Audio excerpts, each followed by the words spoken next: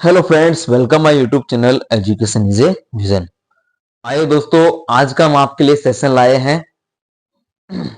Board exams आने वाली हैं आपकी अप्रोक्सीमेटली फरवरी लास्ट या मार्च के फर्स्ट वीक में 10th क्लास की सेकेंडरी एग्जामिनेशन।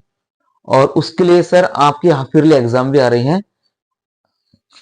14 तारीख से स्टार्ट होने वाली है दिसंबर में, और 17 तारीख को आपका इंग्लिश का पेपर लगेगा सेकेंडरी क्लासेज का, 10th क्लास का। तो उसके लिए हम सर जो बोर्ड साइट ने मॉडल पेपर डाला है अजमेर बोर्ड से, उसका हम आपको इंग्लिश सब्जेक्ट का सॉल्यूशन कराने के लिए यहाँ पर ये वीडियो लाए हैं। देखिए, एजुकेशन इज ए विजन हमारे यूट्यूब चैनल का नाम है। और आज हम आपको सर सेकेंडरी एग्जामिनेशन 2025 का जो मॉडल पेपर है इंग्लिश का, उसको हम आपको सॉल्यूशन करवाएंगे। और इसकी सर टाइमिंग जो होती है आपकी बोर्ड एग्जाम में 3 घंटे 15 मिनट की होती है, और मैक्सिमम में 80 नंबर का पेपर होता है।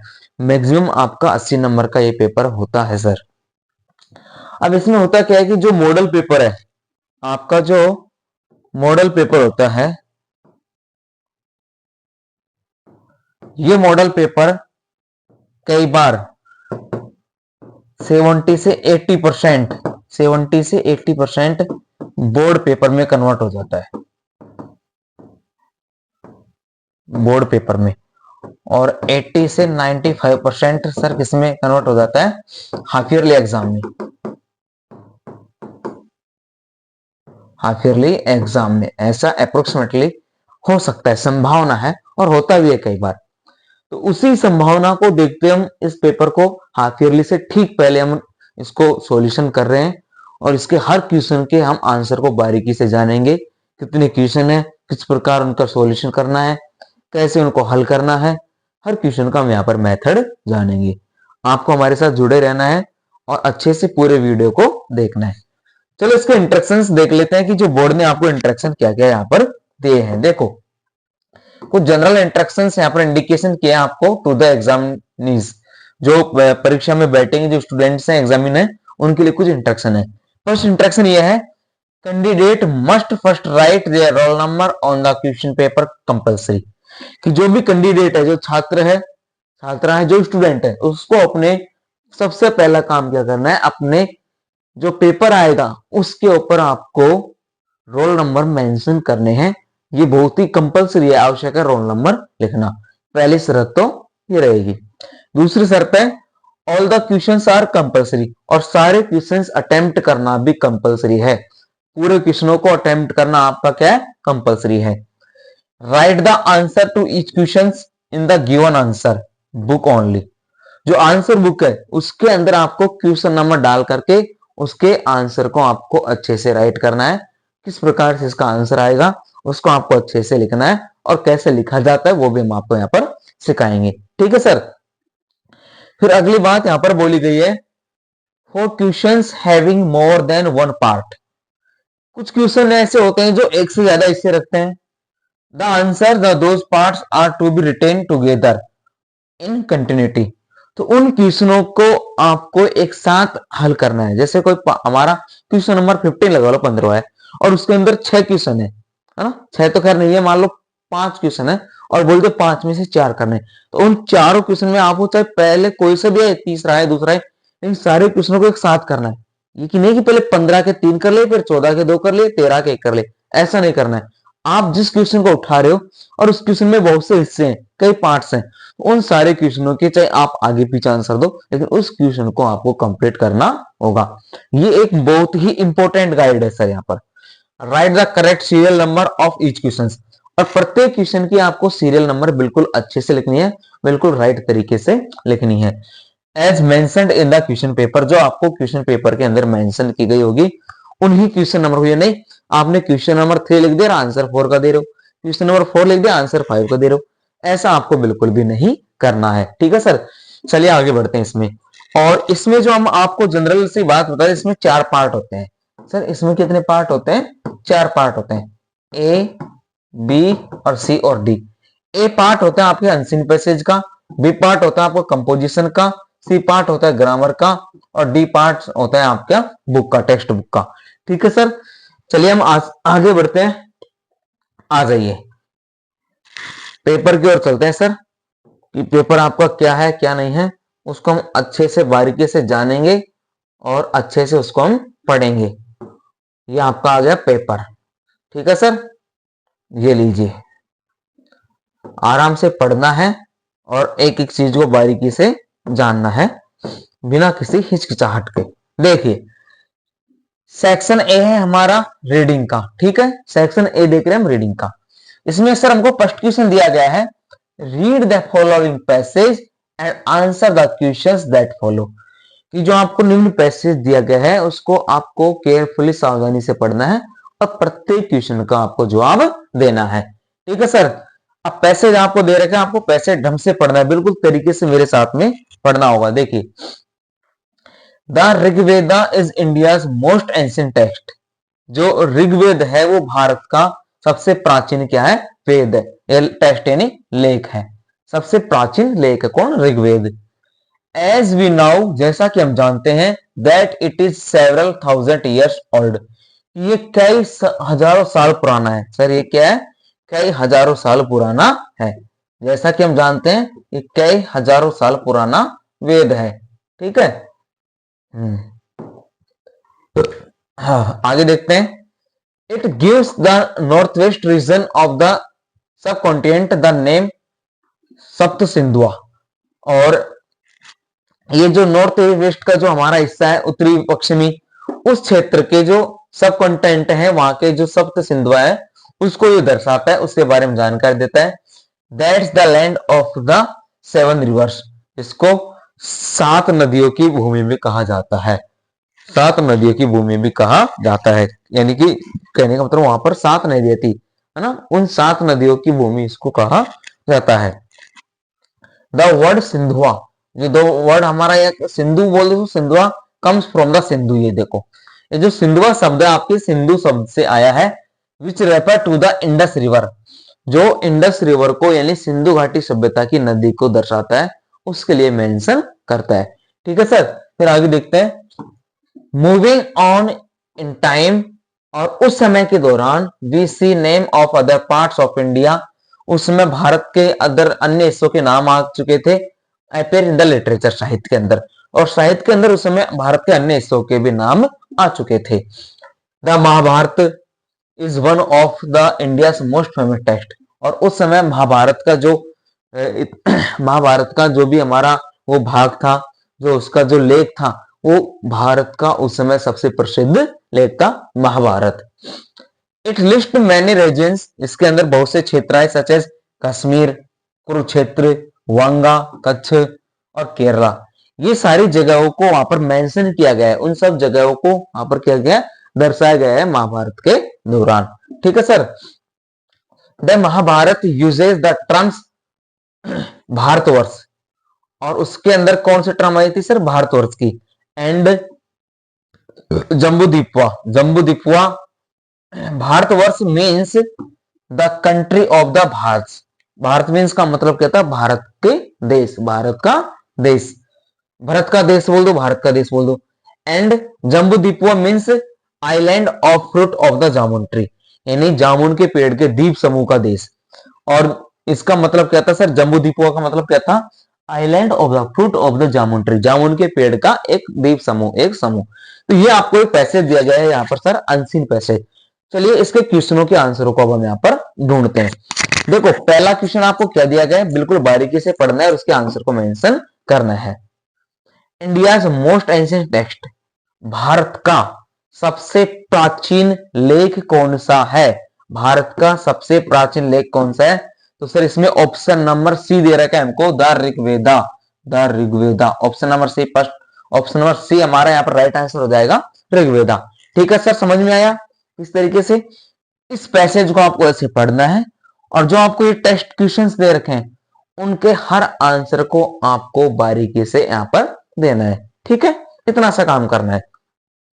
फिर नेक्स्ट क्वेश्चन है आपको सर यहाँ पर देखो, the word Sindhua comes from, ये जो सिंधुआ शब्द है ये कहां से आया है, सिंधुआ शब्द सर ये रहा दो, Sindhua comes from Sindhu, Sindhua comes from Sindhu, तो यहाँ पर क्या आ जाएगा सर, सिंधु आ जाएगा यहाँ पर, ऑप्शन नंबर बी सिंधु आ जाएगा हमारे यहाँ पर ना।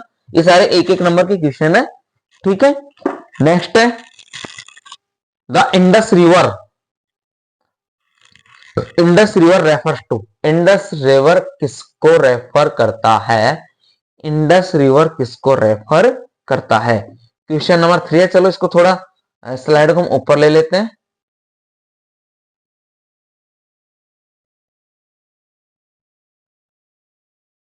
ये लो, ठीक है, और इसको थोड़ा हम इरेज कर देते हैं सर,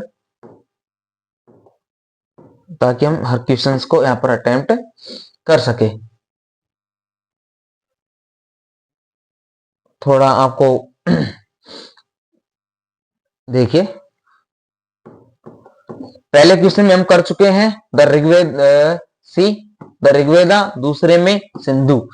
थर्ड क्वेश्चन है the Indus river refer to, Indus river किसको रेफर करती है, इंडस रिवर किसको रेफर करती है। इंडस रिवर सर यहाँ पर सिंधु नदी को रेफर करती है, किसको, सिंधु नदी को, ठीक है। नेक्स्ट क्वेश्चन है यहाँ पर ऑप्शन नंबर 3 हो गया C the part which is not listed in the Mahabharata, Mahabharata में कौन सा हिस्सा नहीं आया है सर। महाभारत में आपका कश्मीर आया है, केरल आया है, वंग आया है, कौन सा हिस्सा नहीं आया है सर, आपका बिहार। ऑप्शन नंबर डी हमारा राइट आंसर हो जाएगा।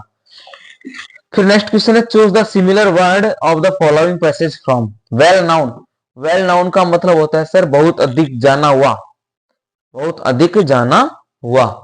तो इसको हम क्या बोलेंगे सर, यहां पर ऐसा कौन सा शब्द आया है, फेमस, प्रसिद्ध आ गया। Option number D, option number D हो जाएगा सर यहाँ पर फेमस, प्रसिद्ध, आपका ऑप्शन नंबर क्या हो जाएगा, डी यहाँ पर राइट आंसर हो जाएगा। तो सर ये तो था आपका पहला पैसेज, ठीक है, और फर्स्ट क्वेश्चन आपका। फिर आता है आपका सर यहाँ पर दूसरा पैसेज, ये देखो,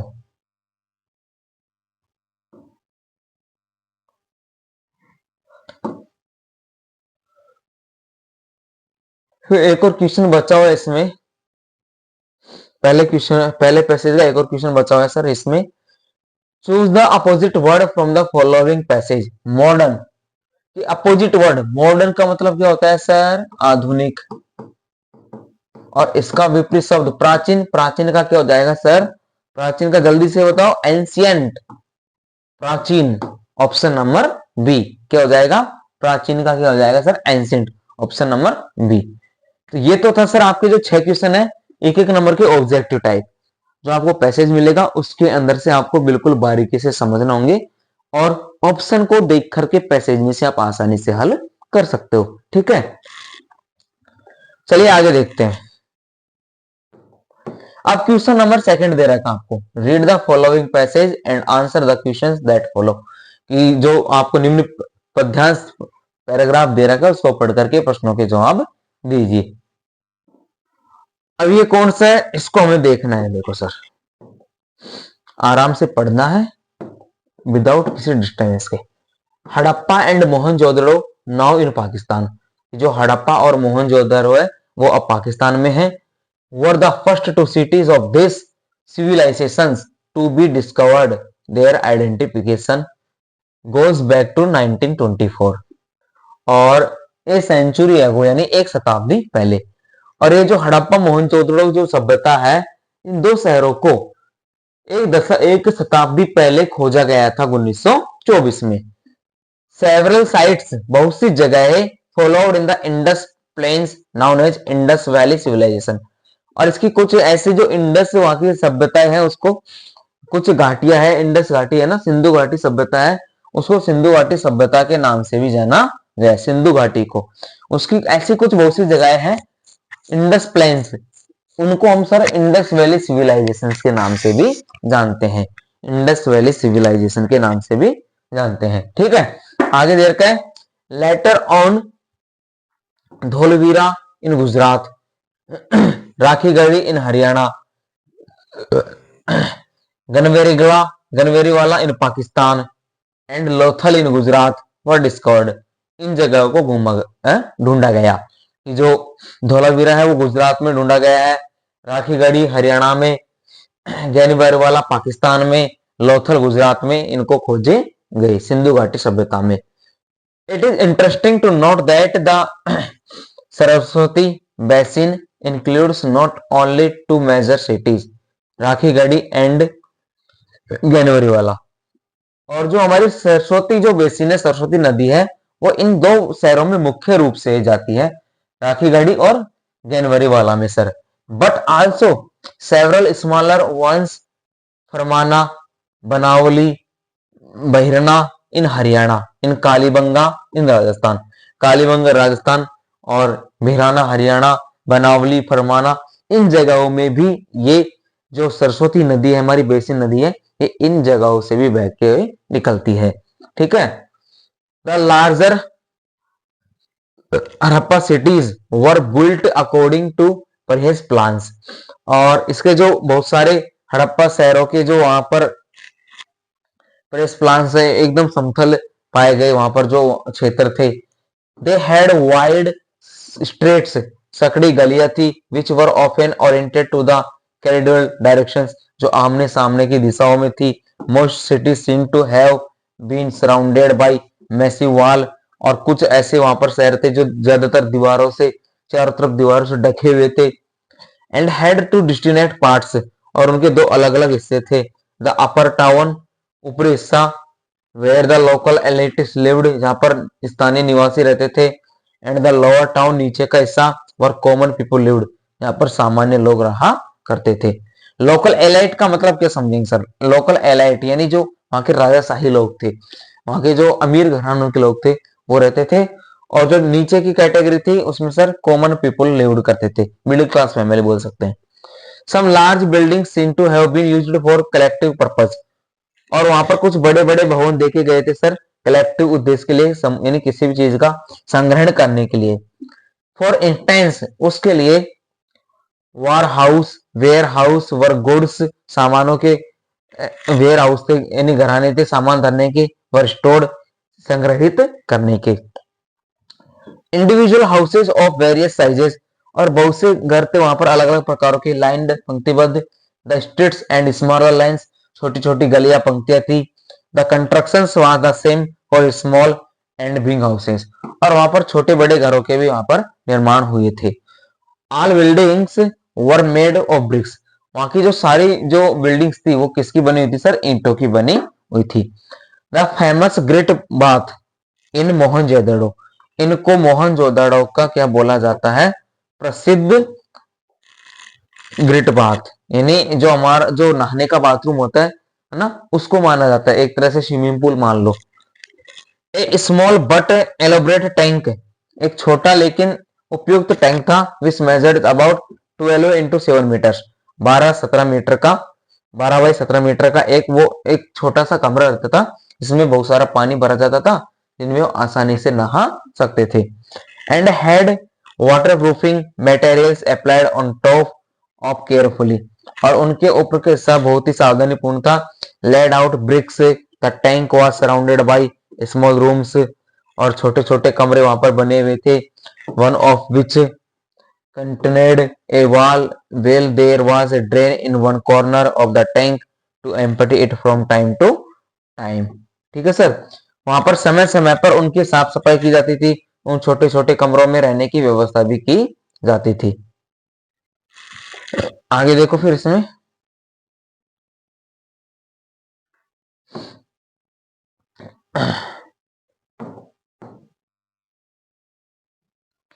तो इस प्रकार से सर वहां जो सिंधु घाटी सभ्यता थी उसके बारे में हमें यहाँ पर बताया गया है। हड़प्पा सभ्यता मान लो, सिंधु घाटी सभ्यता मान लो, उन सब चीजों के बारे में हमें यहाँ पर जानकारी दी गई है। फिर आपको आगे दे रखे सर इसमें कि इनकी जो ड्रेन सिस्टम था, there was a drain in one corner of the tank, tank के वहां पर एक ड्रेन सिस्टम भी था, नालियों का भी सिस्टम था। To empty it from time to time, समय समय पर उनको खाली किया जाता था। And refill it with fresh water, और उसको ताजा या शुद्ध पानी से भरा भी जाता था। वेयर वी, अब सर यहां पर आपके क्वेश्चन आगे देखो। ठीक है, इतना हमने पढ़ लिया।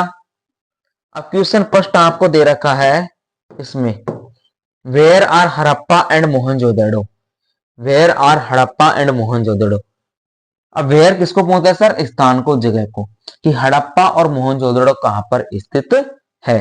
हड़प्पा और मोहनजोदड़ो कहां पर स्थित है, उसका आपको परफेक्ट आंसर देना होगा। पहला क्वेश्चन ये है।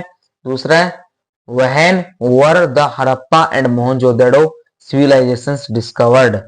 तीसरा क्वेश्चन है, वेयर इज लोथल सिविलाइजेशन। फिर आगे देखते हैं सर। नेक्स्ट क्वेश्चन है हमारा,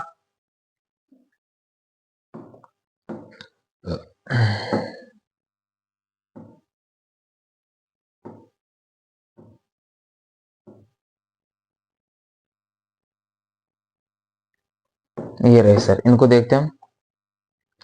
Where did the common people live? What was the use of drain system? What was the purpose of large buildings? Mention the names of cities which belong from Haryana and Rajasthan. Read the similar word the following passage. यानी विशाल, तो इसका आ जाएगा sir large.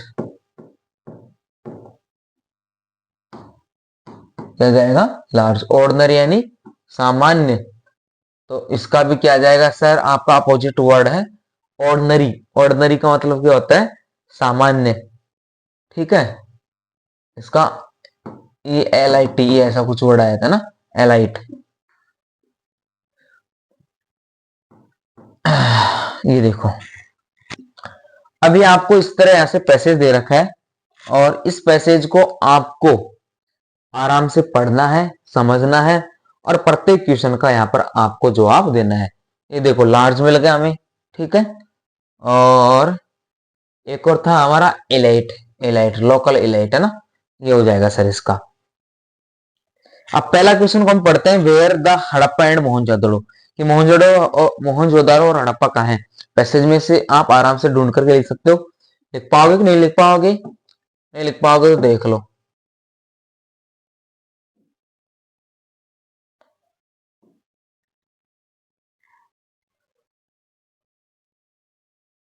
यहां से देखते हैं, ठीक है।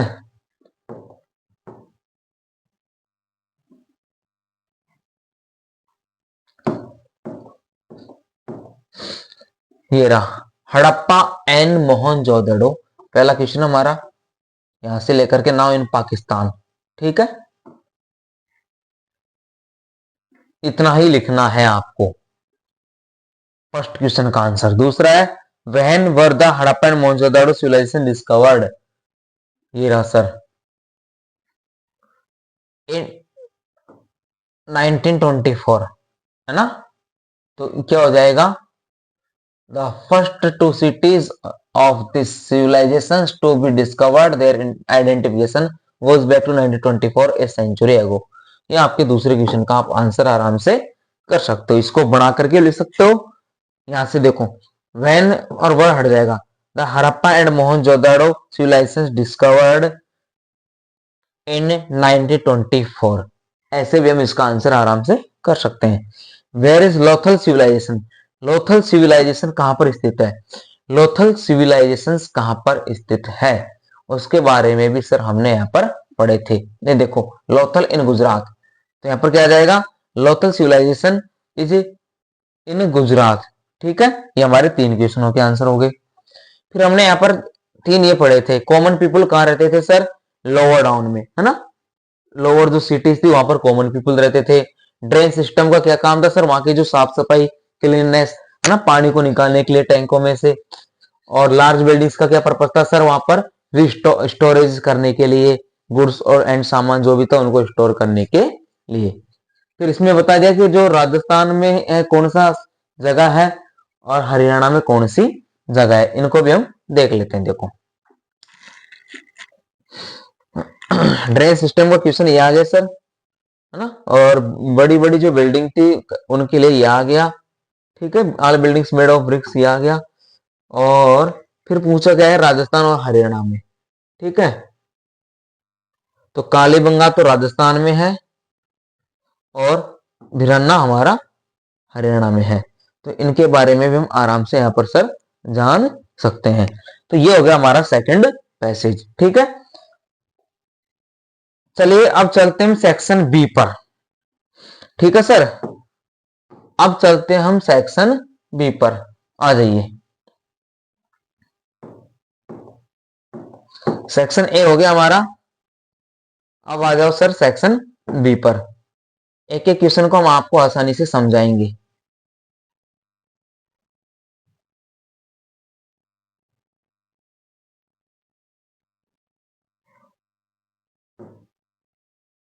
आ जाइए देखो, सेक्शन बी है हमारा सर राइटिंग का। किसका? राइटिंग का। और इसमें है सर हमारा क्वेश्चन नंबर 3। अब क्वेश्चन नंबर 3 में आपको क्या दे रखा है देखो, यू आर कुशी, आपका नाम कुशी है, लिविंग इन सिद्धार्थ नगर अजमेर, और आप सिद्धार्थ नगर अजमेर में रहती हो। Last month you went to Udaipur, पिछले माह आप उदयपुर गई। Write a letter to your friend Sonakshi, अपनी मित्र सोमाक्षी को एक पत्र लिखना है। डिस्क्राइबिंग हर, उसे विवरण देते हुए। How you enjoyed this trip, आपने इस यात्रा का कैसे आनंद लिया। You may take help of following points, आप इन पॉइंट्स बिंदुओं की सहायता ले सकते हैं। पहला बिंदु है with whom did you go to Udaipur, आप किसके साथ उदयपुर गई थी। वेयर डिड यू स्टे, आप कहाँ रुकी थी। What palace did you visit there, कौन से स्थान पर आप रुकी थी। ड्यूरेशन ऑफ द ट्रिप, और यात्रा कितने समय की थी। तो इसके अंदर सर आपको करना क्या है देखो, कि सपोज करो आपका नाम क्या है, यहाँ पर खुशी है, और आप उदयपुर की यात्रा पर गए थे अपने पेरेंट्स के साथ। तो उसका आपने वहां पर जो चीज देखी, जिन चीजों को आपने वहां पर एंजॉय किया, उन सबको आपको अपनी दोस्त सोमाक्षी को एक पत्र लिख करके बताना है। तो सर ये लेटर कौन सा हुआ हमारा, ये लेटर हुआ सर हमारा इनफॉर्मल लेटर।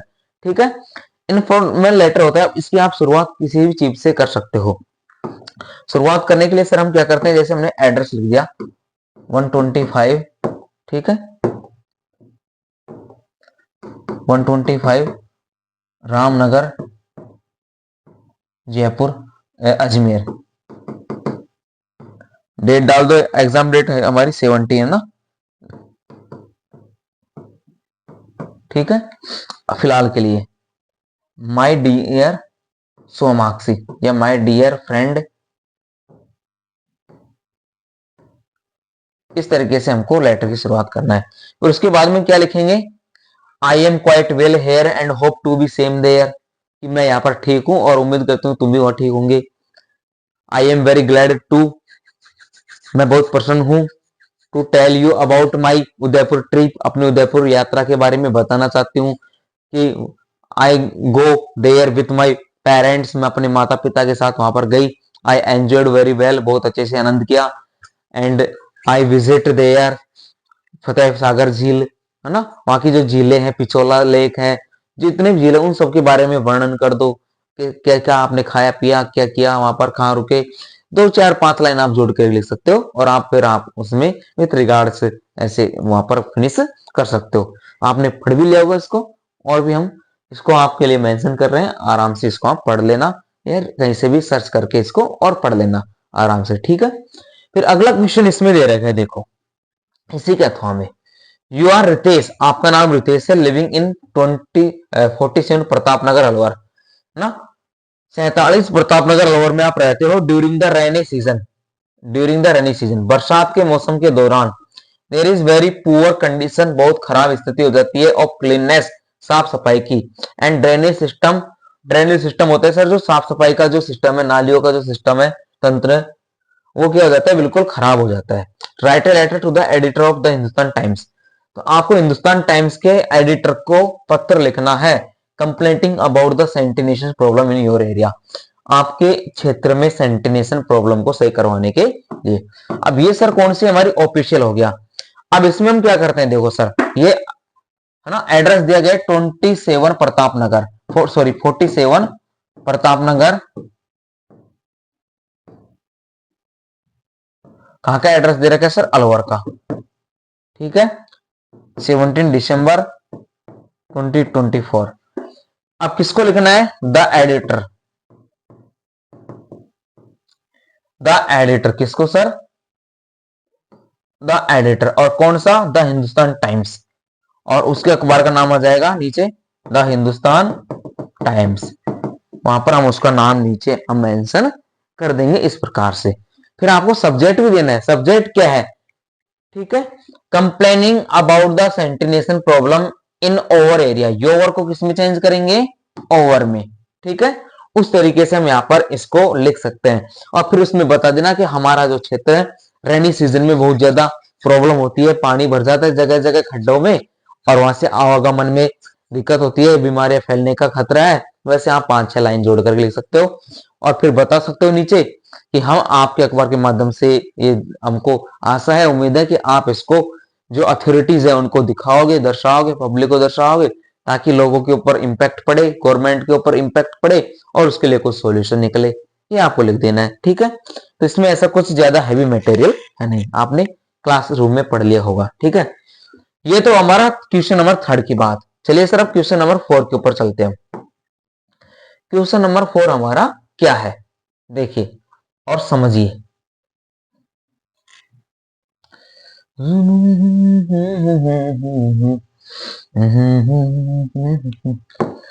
क्वेश्चन नंबर 4 है सर आपका, write a story with the help of given outlines about 80 words gives the title and moral to it. देखो टू कैट्स है, ए पीस ऑफ ब्रेड है, divide one piece, bigger quarrel, a monkey, जज cats bigger piece smaller cut the other piece. तो ये जो story है sir आपकी, आप समझ गए होंगे, two cats and A monkey, ये स्टोरी है सर, आपने पढ़ लिया होगा। दो बिल्ली और एक बंदर, एक रोटी के टुकड़े के ऊपर झगड़ा हो जाता है, बंदर के पास जाती है न्याय करवाने के लिए। वो जानबूझ करके छोटे बड़े टुकड़े करता है, फिर बड़े को छोटा करने के लिए फिर ज्यादा खा जाता है, फिर खा जाता है और पूरी रोटी को इस तरीके से खा जाता है और बिल्ली बाद में पछताती है। वो कहानी आपने यहाँ पर पढ़ ली होगी और आराम से इसको आप करके आ सकते हो। फिर इसके अथवा में एक और कहानी आई है सर, इसके अथवा में एक और स्टोरी आपको यहाँ पर दी गई है, वो कौन सी है उसको देखते हैं हम।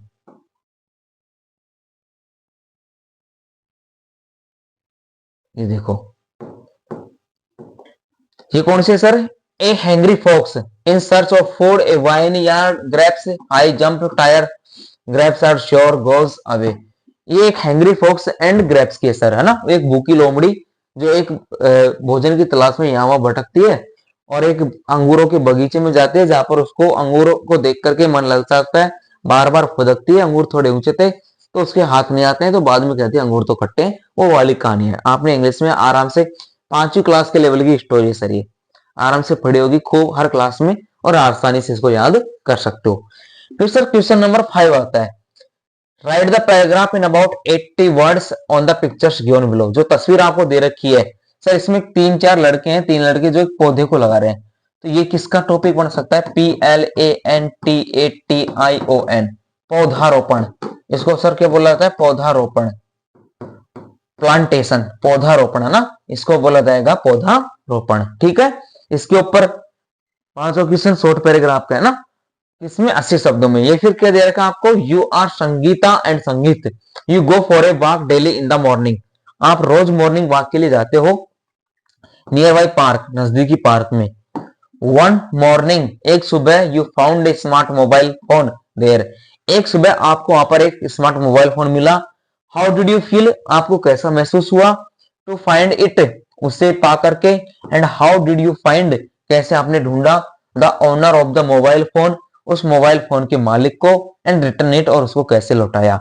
Right a paragraph about 80 words, तो 80 शब्दों में उसको भी आपको दर्शाना है, जिसके अथवा दे रखा है कि आपका नाम संगीता या संगीत है, आप डेली सुबह मॉर्निंग वॉक जाते हो और आपको वहां पर एक मोबाइल फोन मिला है, तो आपने उस मोबाइल फोन के मालिक को कैसे ढूंढा और उसको कैसे लौटाया, उसके बारे में आपको विवरण देना है 80 शब्दों में।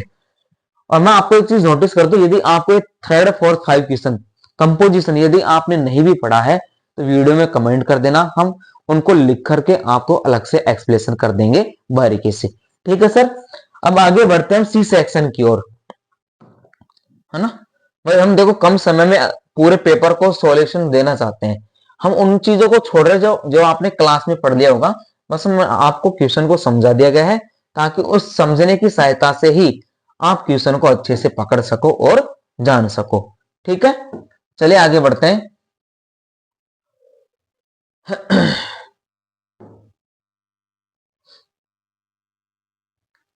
अगला सेक्शन आता है सर हमारा यहाँ पर, और एक चीज और देख लेना, इसमें आप जो शुरुआत करोगे ना, ये हो जाएगी शुरुआत आपके यहाँ पर कि I am Sangeeta, I read in class 10th, I get up early in the morning, I go to morning walk daily. इसका आप शुरुआत कर सकते हो ना, अभी बताया था। अब सर अब आता है हमारा सबसे हैवी चीज, सेक्शन सी ग्रामर। सबसे हैवी क्यों कहा हमने, ये एक सर राइट का राइट, रॉन्ग का रॉन्ग होता है, और चीजों में आपके इधर उधर हो जाता है, थोड़ा तुक्का उक्का लग जाता है ना, हल्का फुल्का सही गलत हो जाता है। लेकिन सर ये एक ऐसा सेक्शन है ग्रामर का जिसमें आपको सब कुछ राइट ही करना पड़ेगा, अन्यथा थोड़ा सा भी रॉन्ग होने पर आपको न के बराबर नंबर मिलने की संभावना होती है। फिर आप मत समझना कि आपको नंबर मिलेंगे, ऐसा कोई जरूरी नहीं है, ठीक है। चलिए देखते हैं इसमें। देखो फर्स्ट यहाँ पर सेंटेंस दे रखा है, आपको समझना अच्छे से। द करेक्ट क्वेश्चन नंबर 6 है, fill in the blank with appropriate form of the verb given in the brackets. दिए गए ब्रैकेट्स में आपको क्या करना है, करेक्ट फॉर्म को यूज करना है, भरना है, ठीक है। पहला क्वेश्चन दे रखा है, आपको बारीकी से पढ़ो sir. The annual examination next month, और यहाँ पर दे रखा है स्टार्ट, कि जो वार्षिक परीक्षाएं हैं वो अगले महीने से शुरू होंगी। अब इसमें सर एक चीज बताओ, परीक्षा अगले महीने शुरू होंगी, काम फिक्स हो रहा है कि नहीं हो रहा है, फिक्स काम हो रहा है ना। और जब फिक्स प्लान होता है इसमें सर नियर फ्यूचर में, नियर फ्यूचर में जब फिक्स प्लान होता है तो सर प्रेजेंट इंडेफिनेट भरा जाता है, प्रेजेंट इंडेफिनेट टेंस भरा जाता है, फर्स्ट फॉर्म में एस या यस, ठीक है। इतनी सी हमने आपको यहाँ पर जानकारी दी है। तो इसमें क्या आना चाहिए सर आपके अकॉर्डिंग, बताइए क्या आएगा सर इसमें। The annual examination only start ही आएगा, स्टार्ट नेक्स्ट मंथ। टाउन्स, अगला देखो, towns into change cities these days, ये आ जाएगा sir towns are changing, these days है ये तो, इनटू दीज डेज, वैसे ये प्रेजेंट कंटिन्यूअस, आर चेंजिंग, क्या आ जाएगा सर यहाँ पर आर चेंजिंग आ जाएगा। पहले में स्टार्ट आएगा, दूसरे में क्या आ जाएगा, आर चेंजिंग आ जाएगा। फिर थर्ड क्वेश्चन है सर इसमें, दिव्य प्रताप रिसेंटली ही सिलेबस, रिसेंटली यहाँ पर दे रखा है। अब ये जो रिसेंटली है आपको किस चीज की याद दिलाता है, ये रिसेंटली सर हमको प्रेजेंट परफेक्ट याद दिलाता है ना, हैज हैव प्लस वर्ब का थर्ड फॉर्म लगा दो सर। दिव्य प्रताप सिंगुलर है, has revised, option number C आ जाएगा, ठीक है। नेक्स्ट क्वेश्चन है, Sanjana food at this time tomorrow, at this time tomorrow, ठीक है। तो इसमें आ जाएगा sir Sanjana will be cooking food, will be cooking food, तो इसमें है सर विल बी कुकिंग, और शायद ये आपको ऑप्शन में दे भी रखा होगा सर, ये रहा will be cooking, option number B यहाँ पर हो जाएगा सर, ठीक है। ये तो हो गया आपका, क्या हो गया, करेक्ट फॉर्म का। फिर नेक्स्ट क्वेश्चन है सर आपका यहाँ पर डायरेक्ट इनडायरेक्ट का, उससे पहले हम इसको देख लेते हैं, क्वेश्चन नंबर 8 को कंप्लीट कर लेते हैं। स्लो एंड स्टडी विंस आ जाएगा ना, सब्जेक्ट वर्ब एग्रीमेंट्स, कौन सा सर, सब्जेक्ट वर्ब एग्रीमेंट्स। ये कहावतें होती है सर, हमेशा इंडेफिनेट टेंस में होती है, प्रेजेंट इंडेफिनेट में, फर्स्ट फॉर्म में एस है ना, इनको सिंगुलर माना जाता है। जो कहावतें होती है, लोकोक्तियां, इनको सिंगुलर माना जाता है, मीन्स आ जाएगा पीपुल, प्लूरल माना जाएगा, यहाँ पर वर आ जाएगा, ठीक है। अब ये चीज है 7वां 9वां और 10वां क्वेश्चन, तो हम इनको बारीकी से यहाँ पर हम पढ़ेंगे। चलो 7वां क्वेश्चन है सर हमारा, rewrite the following sentence changing into indirect speech. ये दोनों क्वेश्चन है, ठीक है, हम आपके सामने सॉल्यूशन भी लाए हैं। ये देखो सर, श्लोक सेड टू यथार्थ लेट्स प्ले चेस, श्लोक सेड टू यथार्थ लेट्स प्ले चेस, श्लोक यथार्थ से कहता है आओ चेस खेले, इसको हम चेंज करेंगे सर। तो जब भी हमने नियम पढ़ा था, लेट से स्टार्ट होता है वाक्य इन्वर्टेड कोमा के अंदर, तो उसको सर सजेस्टेड, सुझाव देने के लिए माना जाता है। Shlok suggested to Yatharth, that connective में दैट आ गया हमारा, दे कौन, श्लोक और यथार्थ दोनों लोगों के लिए हमने यहां पर दे लगा दिया। दे शुड प्ले चेज, उनको चेज खेलना चाहिए, उनको चेस खेलना चाहिए, ठीक है। Shlok suggested to Yatharth that they should play chess, कि श्लोक ने यथार्थ को सलाह दी है कि हमें चेस खेलना चाहिए। ये तो हो गया आपका फर्स्ट सेंटेंस, दूसरा है sir, Lavisha said to Bhojraj, do you read this book today? Lavisha ने भोजराज से कहा, क्या तुम आज इस किताब को पढ़ सकते हो? इसमें हो जाएगा सर, यहाँ पर इंटेरोगेटिव है, देखो इंटेरोगेटिव में हमेशा पूछा जाता है ना, इंटेरोगेटिव में हमेशा पूछा जाता है।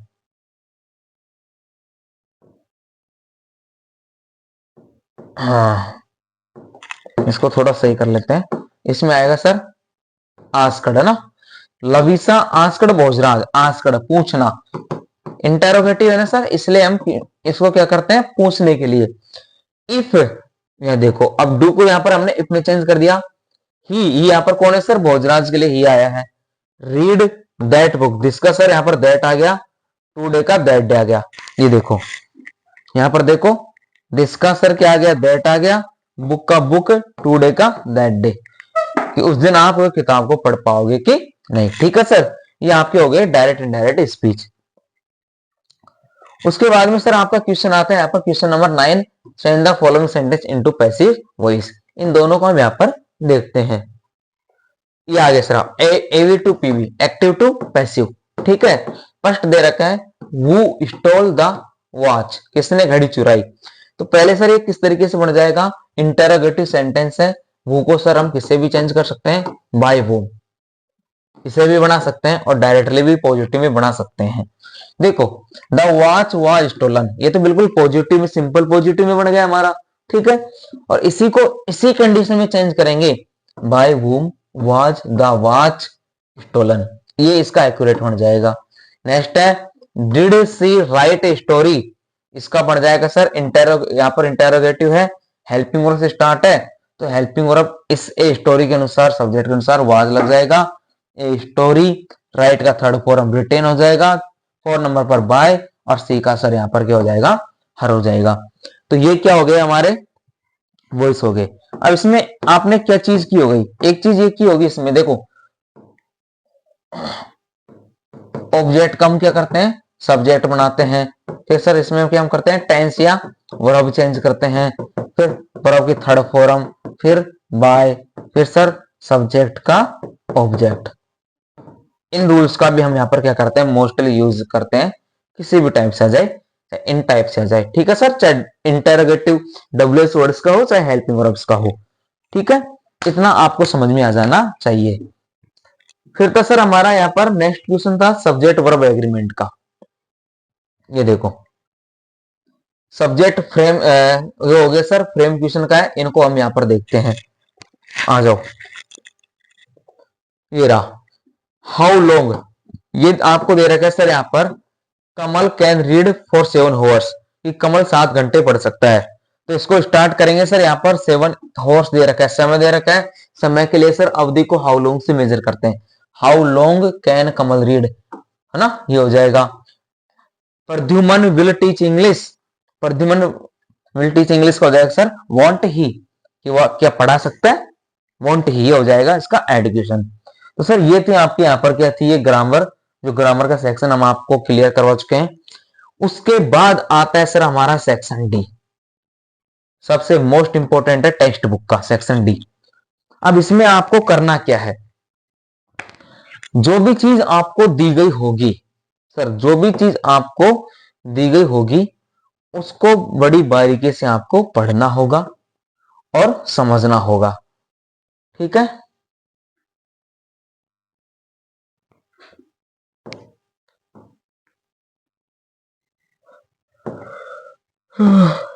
देखते हैं सेक्शन डी में आ जाओ आप। सेक्शन डी में सर आपको दे रखा है, यहाँ पर एक पैराग्राफ है, 11 क्वेश्चन है, यहाँ पर पैसेज दे रखे हैं आपको। There was a girl named Valliammai who was called Valli for short, she was 8 years old and very curious about things. यहाँ पर एक वल्लीमई नाम की लड़की है जो 8 साल की है, उसको शॉर्ट में सर वल्ली कहा जाता है, और वह बहुत सारी चीजों को लेकर के बहुत उत्तेजित हो जाती है। हर favourite pass time was standing in front doorway of her house watching what was happening in the street outside, और उसका जो पसंदीदा समय था गुजारना अपने घर के सामने के दरवाजे पर खड़े होकर के गली में बाहर क्या घटना हो रही है उन सब चीजों को देखना।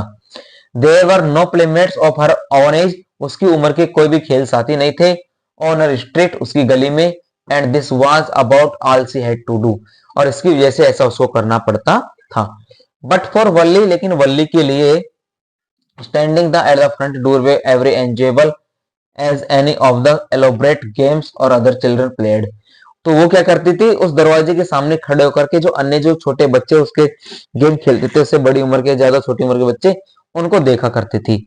Watching the street gave the many new unusual experience, और वो जो गली में जो उसके जो देखती थी तो उसको नए बहुत से क्या देते थे, अनुभव देते थे। The most fascinating things of all was the bus travelled between her village, और सबसे जो महत्वपूर्ण बात थी उसके मनोरंजन की, उसके कस्बे से जो गांव की बस जाती थी उसके लिए थे नियरेस्ट टाउन की। It passed through the street each hour, उसके गली से प्रत्येक घंटे गुजरती थी। Once going to be town and once coming back, जो कस्बे से एक बार जाती फिर वापस लौट करके वापस आया करती थी। तो यहाँ पर आपको देखना है सर, ये जो आपको दे रखा है ना, इसमें 6 क्वेश्चन दे रखे हैं और भी इसके अंदर देखो। फिर क्या था, the sight of the bus filled catch time is time a new of set of passenger, और वो जो बस थी वो प्रत्येक बार नए पैसेंजर से फुल भर जाया करती थी। Was a source of unending joy for Valli, जो वली के लिए एक अनंत आनंद की तरह था। अब इसमें सर आपको क्वेश्चनों को देखना है।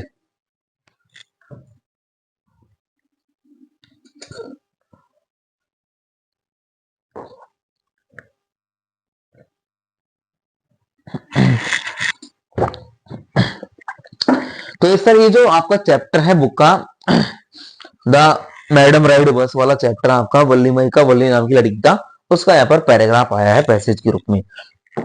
चलिए अब इसके क्वेश्चन के आंसरों को हम सॉर्ट आउट करते हैं। देखो फर्स्ट क्वेश्चन दे रखा है, वल्ली वाज कितने ईयर्स ओल्ड, 8 ईयर ओल्ड, ठीक है, इसमें सी हो गया। Valli was standing at the front door, B हो गया। How many playmates did Valli have, इसमें सर नन आ जाएगा, उसके कितने खेल साथी थे, कोई नहीं थे। फिर इसमें दे रखा था सर आपको, what was the most fascinating thing for Valli, Valli के लिए सबसे अधिकतर अचंभित करने वाली बात क्या थी, जो उसके गांव या शहर से जो कस्बे की जो बस जाती थी उसको देखना उसके लिए मोस्ट फैसिनेटिंग टाइम था। ठीक है सर, वो लाइन वहां पर हो जाएगी। फिर अगली है, based on your reading the passage write about Valli, अपने रीडिंग अप्रोच के अनुसार वल्ली के बारे में कुछ लिखना है। तो जो यहाँ पर वल्ली का जो विवरण आपको दे रखा है उसमें से आपको 4-5 लाइनें छांट के आप आराम से लिख सकते हो। वल्ली के बारे में लिख सकते हो कि वल्लमई को हम वल्ली कहते थे, 8 साल की थी, उसके कोई खेल साथी नहीं थे, वो घर के सामने दरवाजे से बाहर के बच्चों को खेलते हुए देखती थी, वहां से जाने वाली बस को देखती थी, ठीक है, और वो उसके अनंत आनंद की सीमा थी। उन चीजों को आप यहाँ पर 5-6 लाइन में मेंशन कर सकते हो, इतनी ज्यादा भी करने की जरूरत नहीं है। 1 नंबर का है। फिर दे रखा है सर इसमें ऑब्जर्विंग का सिमिलर वर्ड क्या है। ऑब्जर्विंग, ऑब्जर्विंग का मतलब यहाँ पर क्या आएगा, पहले मुझे ये बताओ। ऑब्जर्व करना, किसी भी चीज को बहुत ज्यादा देखना। तो इसका सिमिलर वर्ड सर हम आपको यहाँ पर ढूंढ करके बताते हैं, देखिए।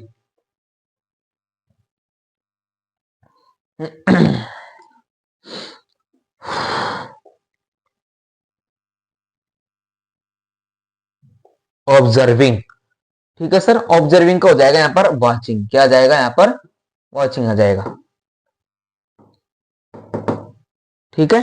ऑब्जर्व करना, देखना, क्या आ जाएगा सर यहाँ पर, क्या आ जाएगा, वॉचिंग, सिमिलर वर्ड देखना, ठीक है, ये हो गया। फिर दूसरा सर हमारा मिसबिल द ऑटर का है ना, इसके अथवा में मिसबिल द ऑटर का है, और उसके बारे में जो कहानी आपको दे रखी है आपने किताब में आराम से पढ़ी होगी, ठीक है, उसमें दे रखा है अथवा में आपको पैसेज, और उस पैसेज को आपको करना है, आराम से पढ़ना है इसको। मिसबिल द ऑटर के बारे में, वो मार्बल्स पिंक बॉल्स बॉल से खेला करता था, रबड़ बॉलों से ना, टेरेपिन सेल से, ठीक है, उनको उछाल के अपने पैरों के ऊपर खेलता था, ऐसा यहाँ पर इसमें दे रखा है। और उसके बारे में आपको यहाँ पर क्वेश्चन दे रखे हैं। मिस प्लेड विथ किसके साथ खेलता था सर, पिंग पोंग बॉल के साथ में, किसके साथ में, पिंग पोंग बॉल के साथ में। फिर इसमें सेकंड क्वेश्चन दे रखा है सर, वो इन्वेंटेड ए गेम, वो इन्वेंटेड ए गेम, एक खेल का आविष्कार किसने किया था सर, इसका सेकंड क्वेश्चन है मिज ने किया था, ठीक है। फिर है writer had taken suitcase to, writer उस सूटकेस को कहां से लाया था, had taken the suitcase to. तो सूटकेस के बारे में हम पढ़ लेते हैं, ठीक है। That I had taken Iraq, ये रहा सर, देखो सूटकेस के बारे में पढ़ेंगे ना हम।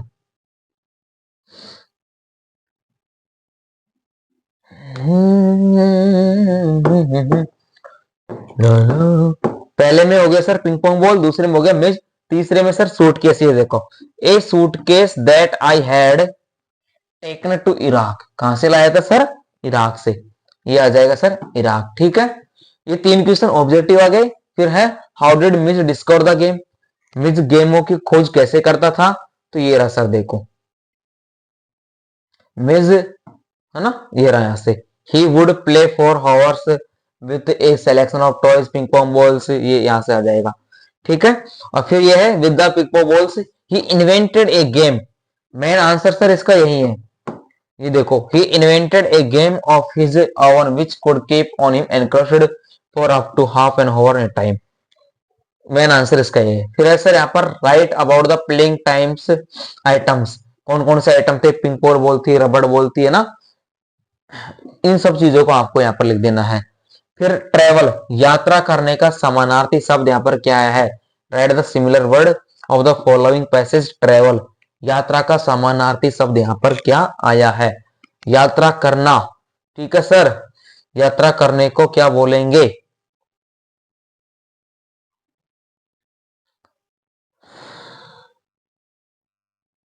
जर्नी, क्या आ गया सर, जर्नी, ठीक है। ये आ गया यात्रा, ट्रेवल का आ गया सर जर्नी आ जाएगा।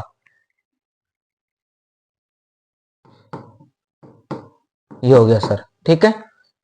उसके बाद में सर आपका क्वेश्चन नंबर 12 है, answer any 3 of following questions about 20-30 word, 20 से 30 शब्दों में निम्न में से 4 में से 3 का जवाब देना है। पहला है why did Kisa Gotami go from house to house, the sermon at Banaras chapter का है कि किस्सा गौतमी घर घर क्यों गई सर, घर घर क्यों गई थी, कि उसका बच्चा मर गया था।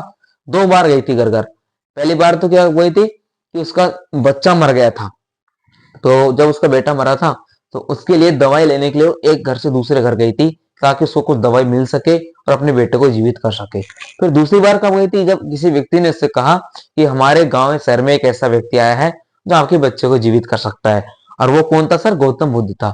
तो गौतम बुद्ध के पास गए तो गौतम बुद्ध ने कहा आप हर घर से एक मुट्ठी भर सरसों लाओ तो मैं आपके बच्चे को जिंदा कर सकूं, लेकिन मुट्ठी भर सरसों उस घर से लानी है जिस घर से किसी का बेटा, किसी का पति, यानी कोई भी व्यक्ति ना मरा हो। तो ऐसी कंडीशन को लेकर के किस्सा गौतमी घर घर फिर दोबारा गई थी। तो ये क्वेश्चन है, वेयर इज कुर्ग, कुर्ग कहां पर स्थित है सर, ये कुर्ग वाले पार्ट में से है। तो कुर्ग कहां पर है सर, मिडविन बिटवीन कोस्टल एरिया है यहाँ पर, कोडागु है ना, coastal area Bangalore, Bangalore Karnataka, Karnataka area में है वो, आपको वहां पे बुक से आपने पढ़ लिया होगा। नेक्स्ट क्वेश्चन है sir, where does a jack fruit like appearance mean a baker from Goa, jack fruit यहाँ पर किन को बोला जाता था सर, बेकर्स को, बेकर्स को जैक फ्रूट बोला जाता था, कटहल के फल की तरह, क्योंकि उनका काम यही था रोटी बनाने का, खाने पीने का, तो उनका जो शरीर था वो फूला हुआ था कटहल के तरह सर, ठीक है। नेक्स्ट है यहाँ पर, वेयर डिड एने फ्रैंक हाइड, एने फ्रैंक कहां छिपे थे ड्यूरिंग जर्मन ऑक्यूपेशन, जब जर्मनी लोगों ने उनके ऊपर उत्पीड़न किया था तो उस समय वो सर जो नाजी लोग थे वो कहां पर छिपे थे। ये है हमारा फ्रॉम द डायरी ऑफ एने फ्रैंक चैप्टर से, तो वो सर एक अंडरग्राउंड में छिपे थे, उनके जो पिताजी का जो वहां पर ऑफिस था उसके नीचे एक हॉल था बड़ा सा अंडरग्राउंड का, वहां पर छिपे थे एक फैमिली के साथ में, और अन्य लोग भी थे, और वहीं पर उसने वो डायरी लिखी थी। ये क्वेश्चन है सर। फिर है क्वेश्चन नंबर हमारा 13, answer any one of the following question in 80 words, 80 शब्दों में एक शॉर्ट पैराग्राफ लिखना है सर आपको, 5 नंबर का है, 2 में से एक करना है। फर्स्ट क्वेश्चन है, I will take the risk, मैंने रिस्क लिया, what is the risk, risk क्या था, why does the narrator take it, वर्णनकर्ता ने क्यों लिया, द ब्लैक एरोप्लेन चैप्टर में से है। उसने क्या रिस्क लिया था, उसने अपने ओल्ड डाकोटा DS-088 को उन तूफानी बादलों के अंदर उड़ाया था, वो उसने रिस्क लिया था। नेक्स्ट क्वेश्चन है sir, how did Mandela understanding of freedom change with age and experience, Nelson Mandela के पार्ट में से कि जो मंडेला था उसकी उम्र के हिसाब से और अनुभव के हिसाब से समझ कैसे बदली गई थी। ठीक है, इसको भी आप बुक से आराम से कर सकते हो यदि आपने पढ़े होंगे तो। नेक्स्ट क्वेश्चन है sir, answer the following question. ये सर जो आपका चैप्टर नंबर लास्ट है फर्स्ट फ्लाइट का, उसमें से दो में से एक क्वेश्चन करना होता है, ये उसी चैप्टर आपका यहाँ पर फिक्स है। Write the character sketch of Natalya. Natalya का कैरेक्टर स्केच लिखना है। द प्रपोजल चैप्टर है। What the reason behind the quarrelling Natalya and Lomov. Natalya और लोमो के पीछे जो झगड़ा हुआ था उसका मेन कारण क्या था, इन सब चीजों को आपको यहाँ पर बताना है। नताल्या कौन थी तो सर, वो स्टोपिन चुबुको की बेटी थी, है ना, और अपने आप को बहुत शहजादी अमीर घर की समझती थी, और वो लोमो से किसी जमीन के इससे टुकड़े के ऊपर झगड़ बैठती थी। थोड़ी उतावली भी थी। वैसे हम कहानी इसको हम बना करके लिख सकते हैं जो हमने यहाँ पर पढ़ा था। तो सर नेक्स्ट आता है इसमें 15वां क्वेश्चन, उसके बारे में यहाँ पर जानेंगे। देखो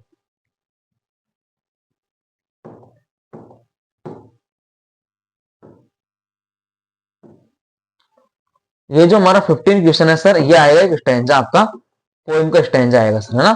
स्टैंजा आएगा, आपको इसको पढ़ना है, और इसको पढ़ करके आपको कुछ क्वेश्चंस दिए गए होंगे। देखो सर, ये आपको कुछ क्वेश्चंस दे रखा है, जैसे एशियन लायन है उनके बारे में स्टैंजा दे दिया, कस्टर्ड ड्रैगन के बारे में दे दिया, फिर दो क्वेश्चन वहां से पूछ लिए, उनको आप स्टैंजा के अनुसार आराम से बना करके लिख सकते हो। ये आपके दो दो नंबर के क्वेश्चन आएंगे। फिर आएगा सर सेकंड किताब से, है ना, हाउ डज द फॉग कम। ये भी सर सॉरी हमारा अभी पोइम का ही है। Why is the boy so upset, लड़का क्यों, फॉग कैसे आती है, बिल्ली की तरह धीमे धीमे आती है। लड़का क्यों उदास था, द बाल पोइम, उसकी गेंद कहीं खो गई थी। इज अमांडा एन ऑर्फन, क्या अमांडा अनाथ थी। व्हाई डज शी से नो अमांडा, ऐसा उसने क्यों कहा था, उसके बारे में यहाँ पर पूछा गया है सर। फिर क्वेश्चन नंबर 17 आएगा हमारा, answer one of the following questions in 80 words. ये दे रखा है सर हमारा जो सेकंड बुक है उसके अंदर से। ठीक है, इन दो में से आपको एक करना है। फुटप्रिंट्स विदाउट फीट के, है ना, जो आपने क्वेश्चंस पढ़े होंगे, चैप्टर्स पढ़े होंगे, उनके अकॉर्डिंग आप करोगे। फिर आएगा सर क्वेश्चन नंबर 18, तीन में से दो करना है आपको, आउट, है ना, इन तीन में से आपको कोई से भी दो करने हैं।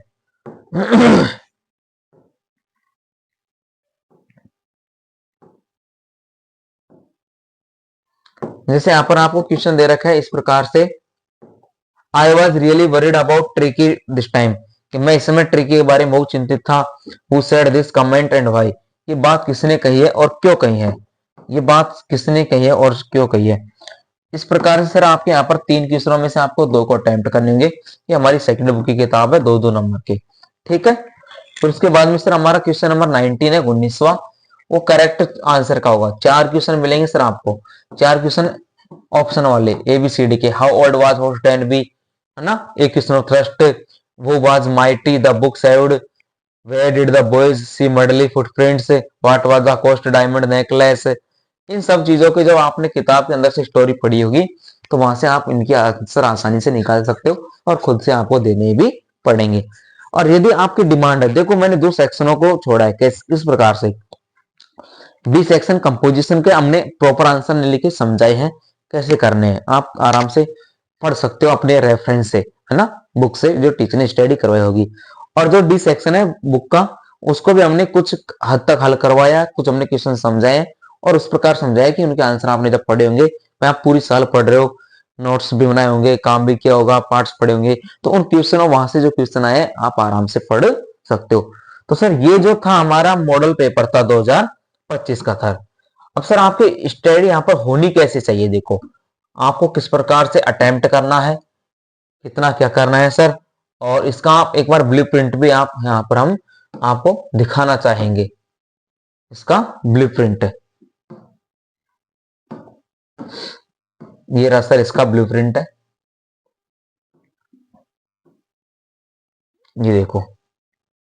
ठीक है, 6 नंबर का आएगा, 9 नंबर का आएगा, इस प्रकार से है सर इसमें आपके ब्लूप्रिंट, आप देख सकते हो।